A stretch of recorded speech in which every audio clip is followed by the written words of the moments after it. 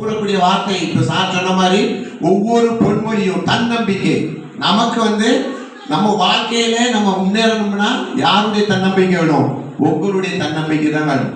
ஆசிரியர் குழந்தைகள் உங்களுக்கு ஒரு நல்ல ஒரு பாடத்தை கற்பிப்பார்கள், நல்ல ஒரு வாழ்க்கை பயணத்தை தொடர்ந்து செல்ல வேண்டும் என்ப அறிவுரை வழங்குவார்கள். ஆனால் அதை தன்னம்பிக்கையோடு பின்பற்ற வேண்டிய ஒவ்வொரு கடமையும் உங்களுடைய கடமை. நீங்க படிச்சு பரீட்சைனாதான் வாழ்க்கையில வெற்றி பெற முடியும், பரீட்சையிலையும் வெற்றி பெற முடியும். ஆசிரியர் நீங்க நல்ல மதிப்பெண்கள் பெற வேண்டும், நல்ல ஒரு வாழ்க்கையை முன்னேற்றம் அடைய வேண்டும் என்று உங்களுக்கு தன்னம்பிக்கையை ஊட்டுவார்கள். ஆனால் அந்த தன்னம்பிக்கை ஒவ்வொருத்தருடைய கடமையிலும் இருக்குது.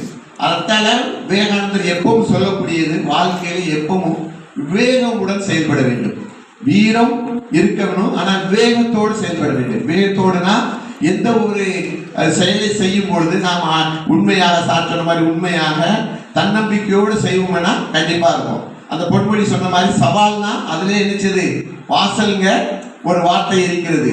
அதே போன்று நாம் ஒவ்வொரு சவாலையும் வாசலாக அந்த வழிகாட்டியாக ஏற்றுக்கொண்டு அந்த பொன்மொழிக்கு ஏற்ப விவேகானந்தர் நமக்கு ஒரு நல்ல ஒரு வழிகாட்டியாக இந்த உலகத்தில் வாழ்ந்து சென்றிருக்கிறார். அவர் வாழ்ந்த காலம் 39 ஆண்டு காலம் என்றாலும் நாம் ஒவ்வொருவருக்கும் ஏகப்பட்ட ஒரு தன்னம்பிக்கை வாழ்க்கையும் நாம் ஆன்மீகத்தில், அதாவது அவர் வந்தப்பதான் ஆன்மீகமே ஒரு புதுமை அடைந்தது.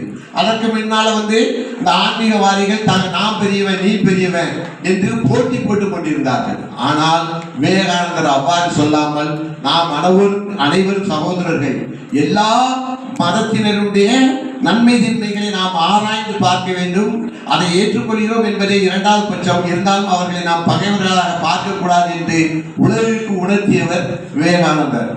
அவர் வந்த பிறந்தான் அந்த ஆன்மீக பயணமே ஒரு நல்ல ஒரு வழியில் சென்றது. அதற்கு முன்னால எல்லாருமே இந்த ஒவ்வொரு மதத்தையும் வைத்து சண்டையோ பிரச்சனைகளோ போட்டுக் கொண்டிருந்தார்கள். ஆனால் விவேகானந்தர் அப்படி இல்லாமல் எல்லாரும் இந்த உலகத்தில் அனைவரும் சமமே என்பதற்கேற்ப நல்ல ஒரு ஆன்மீகத்தை ஏற்படுத்தி கொடுத்தார்கள். அவர் நினைவு நாளில் இந்த வாய்ப்பை எனக்கு வழங்கிய மாவட்ட தலைமை ஆசிரியர்களுக்கும் இருபால் ஆசிரியர் பெருமைகளுக்கும் மாணவ செல்வங்களுக்கும் நன்றி கூறுகிறேன். நீங்கள் என்றும் தன்னம்பிக்கையோடு வாழ்வற்றி வாழ்க்கையில் நல்ல ஒரு உயர் பதவிகளை பெற்று உயர் வாழ்க்கை வாழ்க வேண்டும் என்று இறைவனை வேண்டி நன்றி கூறி விடைபெறுகிறேன். நன்றி, வணக்கம்.